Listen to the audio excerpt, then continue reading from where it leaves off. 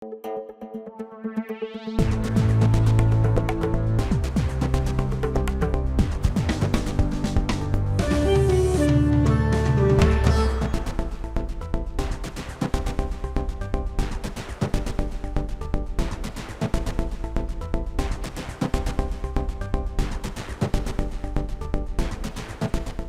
এখন জনপদে পুরো আয়োজনে আপনাদের সঙ্গে আছি আমি শম্পা বিশ্বাস। সিন্ডিকেট মুক্ত হলো সন্দ্বীপ নৌরুট। বিআইডব্লিউটিএ এককভাবে ঘাট পরিচালনার দায়িত্ব নেয় যাত্রীদের ভোগান্তি কমেছে, পাশাপাশি ভাড়া কমেছে ৩৫% পর্যন্ত। এদিকে আগামী মাসে এই রুটে চালু হচ্ছে ফেরি সার্ভিস। এতে সন্দ্বীপের কৃষি, মৎস্য সহ অর্থনীতি, বাণিজ্য এবং স্বাস্থ্য খাতে আসবে নতুন গতি। আরো জানাচ্ছেন কাজী মাহফুজ। চট্টগ্রামের মূল ভাগ থেকে বিচ্ছিন্ন দ্বীপ উপজেলা সন্দ্বীপ। বন্দরনগরী থেকে সন্দ্বীপে যাওয়া আসার একমাত্র নৌপথ এটি। এক যুগেরও বেশি সময় ধরে চট্টগ্রাম জেলা পরিষদ নৌঘাট পরিচালনা করে আসছিল। তবে দীর্ঘদিনের অভিযোগ, এই নৌরুটে গলাকাটা ভাড়া আদায়ের পাশাপাশি ফিটনেসবিহীন নৌযানে পারাপার করা হয় যাত্রীদের। ফলে ভোগান্তির পাশাপাশি বিভিন্ন সময় দুর্ঘটনায় মৃত্যু হয় অর্ধশত যাত্রীর। ৫ আগস্টের পথ পরিবর্তনের পর সন্দ্বীপের মানুষের দাবির মুখে এই নৌপথ পরিচালনার দায়িত্ব পায় বিআইডব্লিউটিএ। সন্দ্বীপ চট্টগ্রাম নৌ রুটে স্পিডবোটের ভাড়া নির্ধারণ করা হয় ২৫০ টাকা, আর সার্ভিস মালের বোট ও স্টিমারের ভাড়া ১২০ টাকা, যা পূর্বের ভাড়ার চাইতে ৩৫% কম। পাশাপাশি বেড়েছে নৌযানের সংখ্যাও।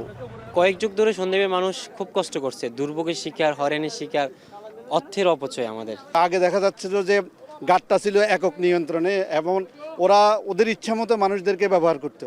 এখানে কোনো যানজট নাই, কোনো কিছু নাই, মানুষের চলাফেরা যাতায়াত অনেক ভালো। এই ভাড়াটা যতটুকু সম্ভব কমিয়ে এনেছে, ২৫০ টাকা এনেছে ৩৫০ টাকা থেকে। আমরা আশাবাদী যে ভবিষ্যতে আমরা এর থেকে আরও বেশি সুফল পাবো। মঙ্গলবার বিআইডব্লিউটি-এর ঘাট পরিচালনার আনুষ্ঠানিক উদ্বোধন করেন নৌ মন্ত্রণালয়ের সিনিয়র সচিব মোহাম্মদ ইউসুফ। সন্দ্বীপের এই নৌ রুট সিন্ডিকেট মুক্ত করা হয়েছে বলে জানান তিনি। আমরা ফেরি চলাচল, ফেরির জন্য আমরা অর্ডার অলরেডি হয়ে গেছে, ফেরির কাজও চলতেছে।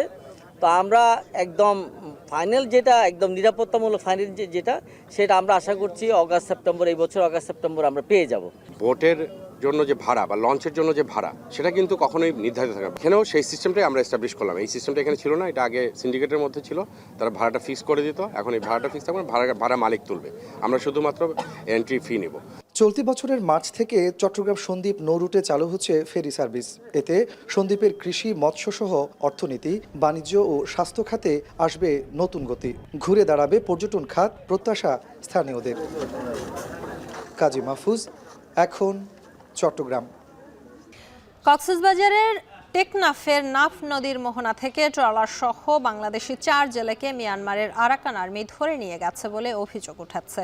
বেলা 11:30টার দিকে অস্ত্রের মুখে জিম্মি করে তাদের ধরে নিয়ে যাওয়া হয়। কোস্টগার্ডের শাহপুরীর দ্বীপ স্টেশনের কমান্ডার লেফটেন্যান্ট HM সারতাজ বিন সোহরাব জানান, সকালে নাফ নদীতে মাছ ধরতে যান বোট মালিক হাসান সহ স্থানীয় 4 জেলে। এক পর্যায়ে স্পিড বোটে করে এসে তাদের ঘিরে ফেলে আরাকান আর্মির বেশে কয়েকজন সশস্ত্র সদস্য। পরে অস্ত্রের মুখে তাদের জিম্মি করে নিয়ে যায়।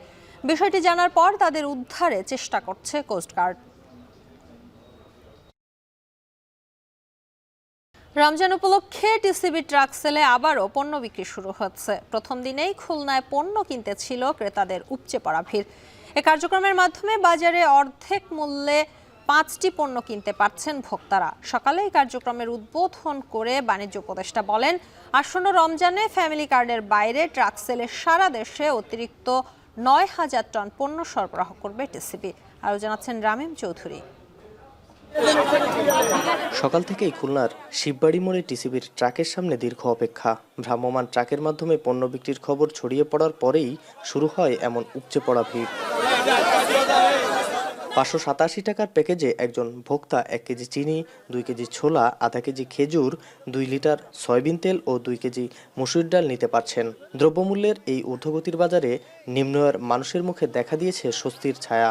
বাজার মূল্যের থেকে কম দামে পণ্য পাওয়ায় খুশি সাধারণ মানুষ। ছোলা, ডাল, তেল, চিনি দিচ্ছে, খুব ভালো লাগছে। বাজার মূল্য আছে 1200 টাকা, এখানে 600 টাকার ভিতরে পাওয়া যাচ্ছে। যে মালটা দিচ্ছে এটা সাধারণ মানুষের জন্য ভালো, গরিবদের জন্য তো অবশ্যই ভালো।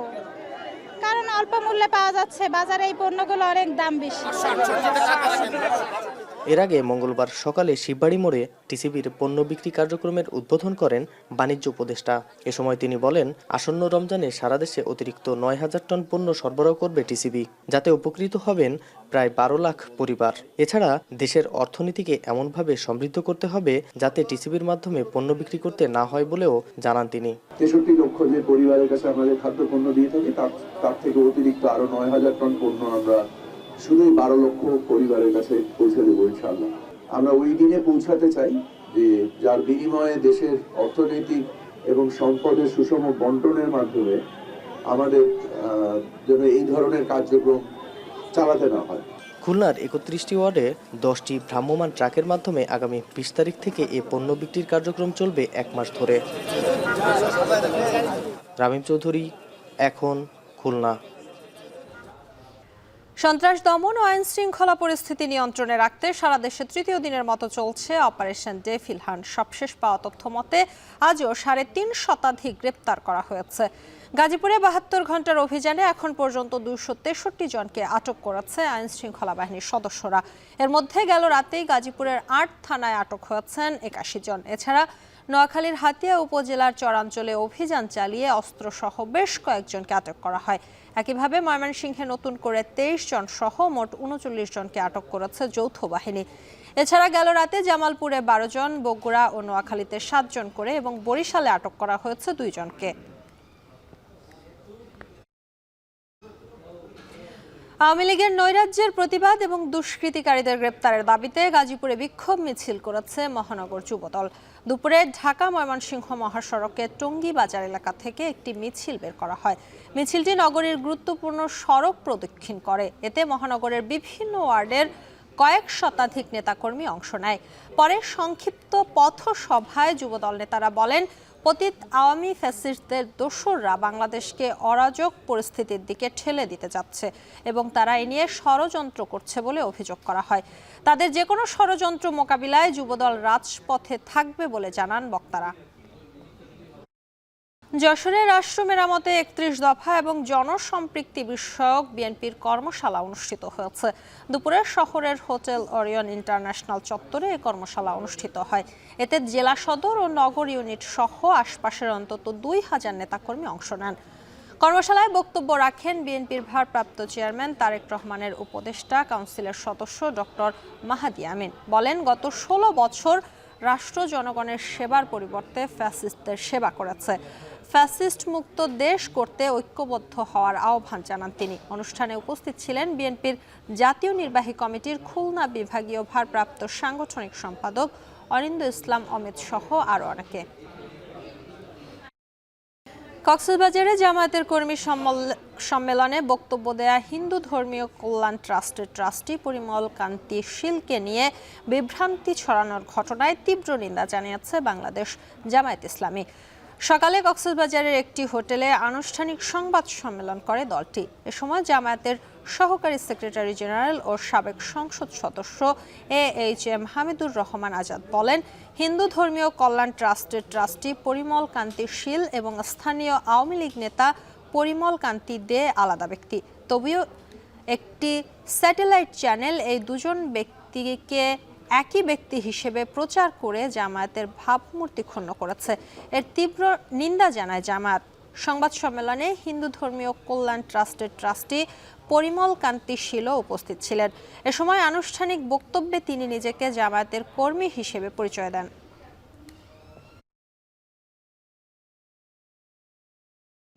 সিলেটে অনুষ্ঠিত হয়েছে আরাফাত রহমান কোকো স্মৃতি ফুটবল টুর্নামেন্ট। বিকেলে সিলেটের ক্রীড়া কমপ্লেক্স মাঠে এই টুর্নামেন্ট অনুষ্ঠিত হয়।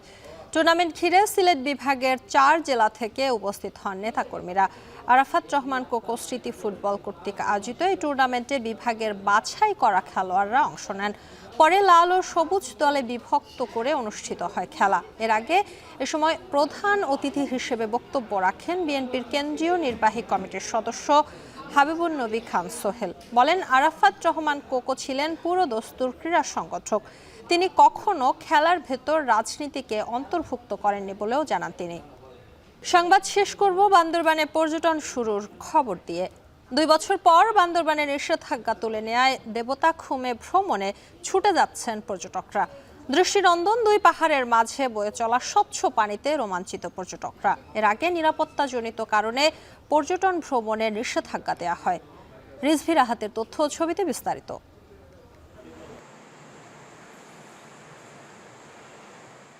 দেবতাখুম প্রকৃতিপ্রেমীদের কাছে আকর্ষণের অন্যতম স্থান। দৃষ্টিনন্দন 2 পাহাড়ের মাঝে বয়ে চলা জলাধারে রোমাঞ্চকর অনুভূতি পেতে প্রতিদিন বান্দরবনের রোয়াংছড়িতে ছুটে যান শত শত পর্যটক। নিরাপত্তাজনিত কারণে গেল 2 বছর আকর্ষণীয় এই স্থানে ভ্রমণে ছিল নিষেধাজ্ঞা। মঙ্গলবার থেকে এই নিষেধাজ্ঞা তুলে নেয় প্রায় 400 মিটার দীর্ঘ স্বচ্ছ জলাধারে ছুটে যাচ্ছেন ভ্রমণ পিপাসুরা, যেখানে পর্যটকদের নিরাপত্তায় সেনাবাহিনীর টহলের পাশাপাশি আছে একটি long range petrol team. Bandarban পর্যটন শিল্প খোলার পরে আমরা প্রয়োজনীয় নিরাপত্তা ব্যবস্থা গ্রহণ করেছি এবং এখানে যৌথ বাহিনী আছে, তারাও নিরাপত্তা ব্যবস্থা গ্রহণ করেছে। পর্যটকদের সহায়তায় কাজ করছে শতাধিক ট্যুরিস্ট গাইড। দীর্ঘ সময় পর কাঙ্ক্ষিত পর্যটক পেয়ে খুশি পর্যটন সংশ্লিষ্টরা। 2 বছর ধরে আমরা ব্যবসা হচ্ছে না, আজকে মনে হয় টুকটাক ব্যবসা হতে পারে, হবে। দেবতাখুমের খুলে দেওয়ার কারণে আমরা খুব খুশি। দেবতাখুম চালু হয়েছে, চালু হওয়ার সাথে সাথে আমাদের বারও বেড়ে গেছে। রুমার বগালে কেউক্রারং, ঝিনুক ঝর্ণা ও থানচির গহীনে নিরাপত্তা ঝুঁকি থাকায় দেবতাখুমে পর্যটক বাড়ার সম্ভাবনা রয়েছে। তবে এর জন্য প্রতিজন পর্যটককে গুনতে হবে 150 টাকা।